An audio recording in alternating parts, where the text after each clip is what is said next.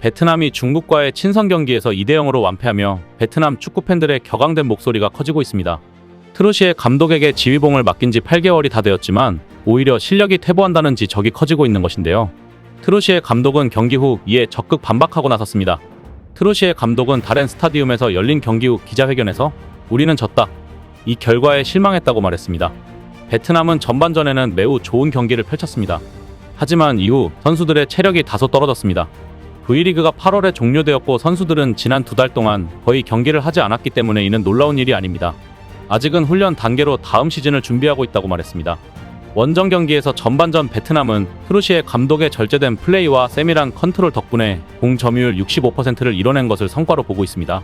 베트남은 2번의 중요한 기회도 창출했지만 함뚜언 하이와 응우엔 반 또한은 모두 그 기회를 날려버렸습니다. 후반 56분 베트남 수비진이 맨마킹 실수를 해 왕치우밍에게 논스톱 슛을 허용해 선제골을 허용했고 라인을 높이 끌어올린 베트남이 파상 공세를 펼쳤지만 동점골을 넣지 못했습니다. 오히려 87분 응우엔 띠엔닝이 중국의 장광타이에게 반칙을 범해 레드카드를 받았을 때부터 10명이 경기를 펼쳐야 했습니다. 추가 시간 8분 우레이가 공을 가로채 당반 남을 물리치면서 베트남의 골망이 2번째로 철렁했습니다. 홈팀의 경기 방식에 대해 트루시에 감독은 항상 선수들에게 공간을 많이 만들어주고 공을 최대한 컨트롤해 패스 결정을 내리기 쉽도록 하라고 당부했다고 말했습니다. 트루시에 감독은 이번 경기뿐만 아니라 이전 경기에 비해 베트남이 공을 많이 장악하고 있다. 따라서 우리의 새로운 철학 추구를 포기할 이유가 없다고 말했습니다. 베트남 축구와 베트남 대표팀에게 이렇게 공을 소유하고 플레이한다는 개념은 꽤 낯설죠. 하지만 동남아를 탈출하고 아시아로 진출하고 세계로 진출하려면 이런 스타일의 축구에 대한 인내가 필요합니다. 라고 말했습니다. 그런데 트루시에의 이 발언의 정면으로 반기를 든 전문가가 목소리를 높였는데요. 전 베트남의 레전드 선수 덕콩은 베트남 선수들의 자질은 필립 트루시에 감독의 플레이 요구 사항을 충족하기 어렵고 박항서 시대의 수비, 역습 스타일로 돌아가야 한다고 주장했습니다. 그는 볼 소유권을 늘리겠다는 트루시에 코치의 실험을 어떻게 평가하냐는 질문에 가장 최근 경기인 10월 10일 중국과의 평가전을 살펴보자. 전반적으로 트루시에의 테스트는 만족스러웠던 것 같다. 선수들은 공을 잡는 연습과 짧은 패스, 계속해서 움직이는 연습을 했다. 트루시에 코치가 늘 언급하는 부분이다. 따라서 우리의 볼 컨트롤률은 63%로 중국 37%보다 높았다. 하지만 문제는 베트남이 0대2로 패하며 몇 가지 문제점을 드러냈다는 점이다. 그것은 홈팀의 필드의 3분의 2, 즉 절반에서만 달성되는 통제력이다. 즉 수비에서 중반 정도까지 해서만 가능하다는 말입니다. 하지만 우리가 공격할 때 많은 기회를 창출하지 못했습니다. 우리의 3번의 슈팅은 위협적이지 않았고 상대는 2골을 넣었습니다. 이러한 단점은 매우 근본적이며 올바르게 인식될 필요가 있다. 사람적인 측면에서는 트루시에 코치가 이를 최대한 활용하지 못했거나 현재 선수 상황을 완전히 다루지 못했을 수도 있다고 생각한다. 응우엔 빈쯔엉이나 호 방콩 같은 젊은 선수들에게 기회를 주는 것도 좋지만 너무 많은 선수군에 집중하다 보니 선발과 평가가 일관되지 않는 것 같다. 변경은 필요하다.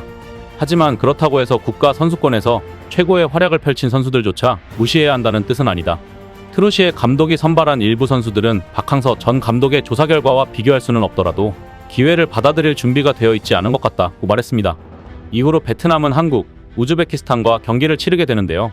기자는 베트남 축구가 트루시에의 계속된 볼 소유권을 높이는 실험을 계속할 것인지 아니면 박항서 감독처럼 수비적인 역습 스타일로 갈 것인지에 대해 물었는데요. 방콩은 한국을 만나면 그 실험이 허무하다는 것을 깨달을 거예요. 그런 상대 앞에서는 볼 소유권을 높이려 해도 할 수 없다. 트루시에 감독은 수비에 확신을 주지도 못하고 공격에 있어서도 날카롭지 않은 스타일이다. 태국, 인도네시아, 말레이시아 등 동남아시아를 상대할 때는 볼 컨트롤과 공격 스타일을 활용하는 것이 더 합리적일 것이다.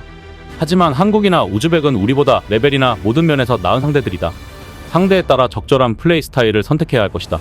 때문에 나는 여전히 수비적인 역습을 선호한다고 말했습니다. 신체적인 이유도 거론했는데요. 베트남이 공을 컨트롤하지 못하는 이유에 대해 그는 베트남은 체력, 근력, 속도, 지구력 측면에서 준비가 되어 있지 않다. 이는 훈련 때문이 아니라 인간의 자질 때문이다. 같은 무게의 상대를 상대로 우리는 그렇게 플레이할 수 있다.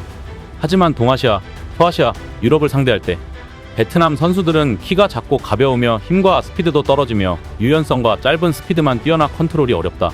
그렇게 되면 중국 이전과 같을 것이다. 상대가 한번 압박하면 체력과 지구력이 부족해 저항하기 어렵다. 우즈베키스탄이나 한국 같은 생활 여건은 체력을 키우는 데 도움이 된다라며 해결책을 제시했습니다. 즉 트루시에의 뜻은 이해하지만 수비에서는 탄탄하게, 공격에서는 효과적으로 플레이한다면 왜 그렇게까지 볼 컨트롤로 전환해야 하는가?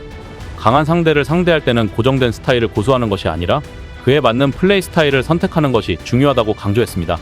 박 감독은 그런 플레이 스타일 덕분에 5년 동안 성공을 거뒀다고도 덧붙였습니다. 실제 베트남 축구 팬들은 베트남은 어떤 플레이 스타일을 선택해야 하냐는 질문에 많은 참여를 했는데요. 결과는 박항서 감독 스타일의 수비와 역습을 해야 한다는 의견이 60%로 과반을 넘겼습니다. 베트남 네티즌들도 댓글로 많은 반응을 남겼는데요. 트루시에는 말도 많고 말도 잘하는데 아무것도 못했어요. 감독 교체를 제안하고 동의하시면 손을 들어주세요. 트루시에는 유소년 팀 코치가 되어야 맞다. 트루시에 대한 모든 비난이 이제 체력 때문입니다. 박항서 감독일 때는 120분을 달려도 여전히 힘이 좋았던 기억이 납니다. 수비가 강한 아시아팀을 만나면 바로 공을 놓치게 됩니다. 이런 플레이 방식은 공을 집었다가 홈에서 앞뒤로 패스하는 것뿐이지 공을 컨트롤하고 경기를 장악하는 것이 아니다. 지구상에서 휴식과 훈련으로 인해 축구 체력이 떨어졌다고 말하는 감독을 본 적이 없다. 감독이 레슨을 못 받아서가 아니라 체력 때문에 졌다고? 당신은 사이메야. 박항서 감독 시대의 베트남 선수들은 신체적으로 약하다는 비판을 받은 적이 없으며 심지어 서아시아 팀과의 경기가 있었음에도 불구하고 그들은 여전히 경쟁했고 좋아 보였습니다. 체력 부족으로 중국에 패했다는 이유로 13일 우즈벡전과 17일 한국전에서 4-5골을 잃더라도 놀라지 마세요. 베트남이 65% 볼 컨트롤로 무엇을 할 수 있나요? 돈이 많으나 사용법을 모르는 것과 같으니 선수가 체력이 강하면 과연 이길 수 있을까? 감독을 긴급히 바꾸는 것을 추천합니다. 아직도 망상이 끝나지 않았나요? 아직도 월드컵? 박항서 감독은 석기 시대에서 청동기 시대까지 BDVN을 가져왔고 트루시에는 청동기 시대부터 지구 시대로 BDVN을 가져왔다. 박 감독은 베트남을 146위에서 100위로 끌어올렸고 트루시에는 베트남을 95위에서 152위로 끌어올릴 것이다. 박 감독은 일본과 무승부를 이루고 중국을 이기는데 도움을 줬으며 트루시에는 베트남을 라오스, 브루나이에 더 가깝게 만들었다. 이번 경기는 친선 경기이므로 코치는 실험할 권리가 있으므로 결과에 너무 중점을 두어서는 안 됩니다. 하지만 베트남은 상대에 따라 플레이 스타일이 달라져야 한다는 전문가 의견도 일리가 있다. 일본도 세계 최고의 팀을 만나면 목숨을 걸고 싸워야 한다. 아르그는 탄탄한 수비 덕분에 우승을 차지했다. 어떤 상대와도 한 가지 스타일만 플레이하고 항상 성공하는 팀은 거의 없습니다. 태국은 20년 넘게 공격적인 볼 컨트롤 스타일의 플레이를 추구해왔지만 아시아의 중급 밑탑 팀들을 상대로 아무것도 하지 못했다. 태국 선수들의 축구 인프라와 자질은 베트남보다 몇 단계 높지만 수천 개의 훈련 센터를 보유하고 있으며 엄청난 건설 및 개발 자금을 투자하면 레스터라도 프리미어리그에서 우승하고 선수들이 일본 리그에서 잘 뛸 수 있다. 베트남이 아시아와 월드컵 수준은 고사하고 이런 태국을 따라잡는데 얼마나 시간이 걸릴 것인가? 그래서 우리는 박 감독이 베트남을 그러한 잠재력으로 끌어올릴 만큼 지식과 재능이 있다고 볼 수 있다. 박 감독의 업적은 존경해야 한다. 그는 아주 정확하게 말했다. 현재 베트남 선수들의 수준은 볼 컨트롤을 하기에는 충분하지 않다. 베트남이 아시아 수준에 도달했다고 생각하는 망상적인 팬들이 있어 볼 컨트롤, 아름다운 축구 등을 요구한다. 개인적으로 공 감독은 박 감독을 물려받을 수 있다고 생각한다. 이 감독은 공격도 잘하고 수비도 매우 강하다. 베트남의 수비는 아직 매우 약하기 때문에 역습 수비가 가장 정확하고 체력 소모가 가장 적습니다. 라는 반응이 있었습니다. 중국 매체는 베트남을 꺾은 뒤 베트남이 바르샤 플레이를 한다고 칭찬했다고 하는데요. 한국의 7대0으로 깨져봐야 박항서 감독이 얼마나 큰일을 했는지를 깨달을 것으로 보입니다. 이상 시온TV였습니다.